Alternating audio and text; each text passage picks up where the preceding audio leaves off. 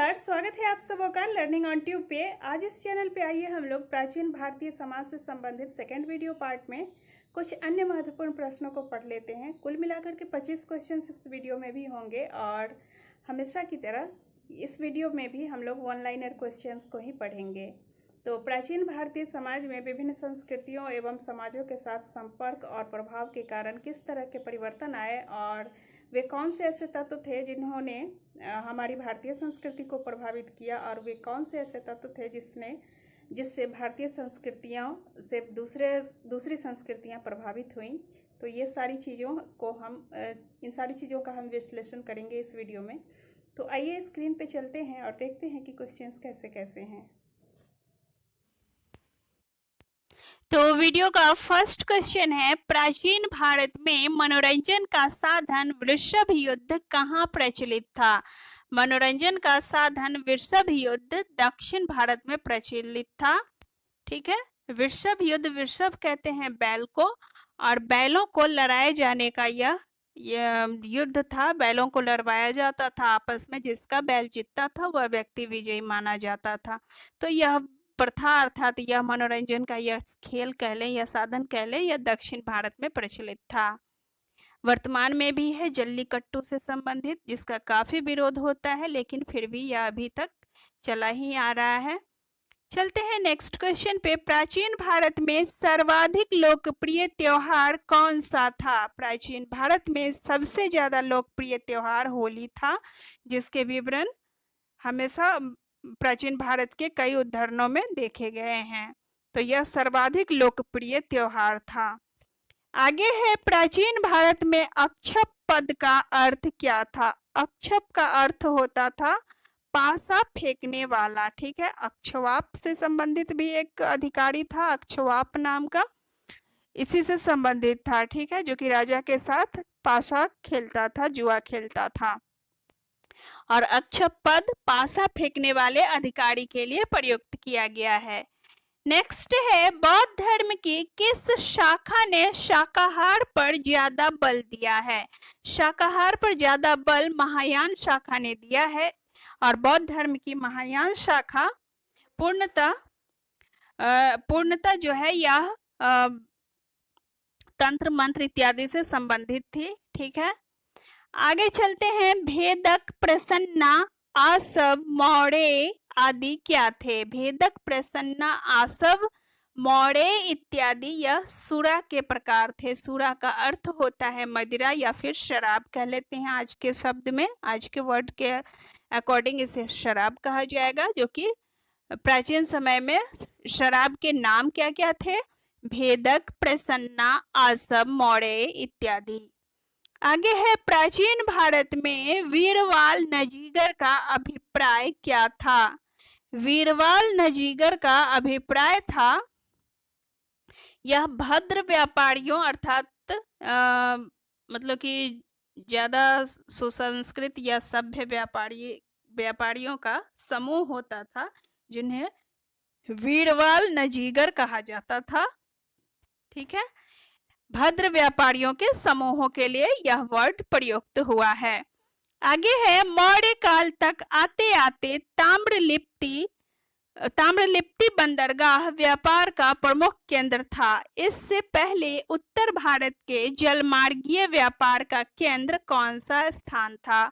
उत्तर भारत के लिए चंपा नाम का जलमार्गीय व्यापार केंद्र था। उत्तर भारत की ओर जाने के लिए इसी चंपा नाम के जलमार्गीय व्यापार केंद्र से शुरुआत की जाती थी। ठीक है, और ताम्रलिप्ति जो बंदरगाह था यह मौर्य काल में ज्यादा प्रमुख केंद्र हो गया था। ठीक है, आगे बढ़ते हैं। ये चंपा कहाँ स्थित था, यह भी एक क्वेश्चन हो सकता है। तो चंपा जो था यह अंग देश की राजधानी थी, जो अंग देश अभी वर्तमान का भागलपुर से संबंधित एरियाज हैं। आगे बढ़ते हैं, क्वेश्चन नंबर 33। मेहरौली का लौह स्तंभ मूलतः कहाँ स्थापित किया गया था? मेहरौली का मूल स्तंभ अंबाला में स्थापित किया गया था मूलतः। वर्तमान में यह दिल्ली में स्थित है, जिसे फिरोज शाह तुगलक लेकर के आया था। तो यह जो कि मूल रूप से यह अंबाला में स्थापित किया गया था। आगे है, पृथ्वी की परिधि 5000 योजन किस भारतीय वैज्ञानिक ने बताई थी? ब्रह्मगुप्त नाम के वैज्ञानिक थे, इन्होंने पृथ्वी की परिधि 5000 योजन बताई थी। विक्रम संवत अभी चैत्र मास से आरंभ होता है। आरंभिक काल में यह किस मास से आरंभ होता था? जब शुरुआत में विक्रम संवत की शुरुआत हुई थी उस समय यह कार्तिक मास से आरंभ होता था, लेकिन वर्तमान में यह चैत्र मास से आरंभ होता है। आगे चलेंगे, क्वेश्चन नंबर है 36। x/0 is equal to theta और 0/x इज इक्वल टू 0 समीकरण किस भारतीय वैज्ञानिक ने दिया था? क्वेश्चन है, x/0 बराबर थीटा अर्थात अनंत और 0/x बराबर 0 समीकरण किस भारतीय वैज्ञानिक ने दिया था? तो उस भारतीय वैज्ञानिक का नाम है भास्कराचार्य। क्या नाम है इनका? भास्कराचार्य, भास्कर। ठीक है। नेक्स्ट है, अणु सिद्धांतवाद के प्रवर्तक कौन थे? अणु सिद्धांतवाद के प्रवर्तक थे पकुद कात्यायन। पकुद कात्यायन। आगे है, अणुवाद किस वेदांग से संबंधित था? अणुवाद संबंधित था वैशेषिक वेदांग से। ठीक है। और इस अनुवाद के प्रवर्तक कौन थे? आंसर हो जाएगा नागानंद। नेक्स्ट है, छालमुग्र। छालमुग्र नामक तेल प्राचीन काल में किस रोग के लिए औषधि के रूप में प्रयुक्त होता था? तो छालमुग्र नामक तेल जो है प्राचीन काल में कुष्ठ रोग में औषधि के रूप में प्रयोग किया जाता था। क्वेश्चन नंबर 40 है, प्राचीन भारतीय समय गणना में एक अहोरात्र में कितने मुहूर्त होते थे? एक अहोरात्र में प्राचीन भारतीय समय गणना में एक अहोरात्र में 30 मुहूर्त होते थे। ठीक है। एक अहोरात्र इज इक्वल टू 30 मुहूर्त। नेक्स्ट है, भारतीय ज्योतिष के एक याम में कितने घंटे होते हैं? याम अर्थात पहर। तो भारतीय ज्योतिष के एक याम में 3 घंटे होते हैं। ठीक है। पुराणों की संख्या कितनी मानी गई है?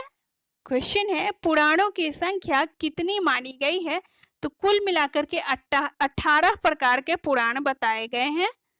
तो पुराणों की संख्या 18 मानी गई है। क्वेश्चन नंबर है 43, प्राचीन भारत में कितने मूल संस्कार प्रचलित थे? प्राचीन भारत में मूल रूप से 16 संस्कार प्रचलित थे। 16 संस्कार किए जाते थे बच्चे के गर्भ से लेकर के मृत्यु तक, कुल मिलाकर के 16 संस्कार किए जाते थे।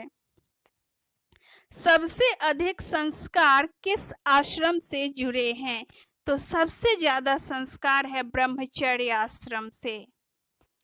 कौन सा विवाह ब्राह्मणों तक ही सीमित नहीं था? तो प्रजापत्य विवाह जो था यह ब्राह्मणों तक ही सीमित नहीं था, बल्कि अन्य वर्णों में भी यह विवाह पॉपुलर था। तो आज के लिए बस इतना ही, फिर मिलते हैं नेक्स्ट वीडियो में। तब तक के लिए सुनते रहिए लर्निंग ऑन ट्यूब को। धन्यवाद।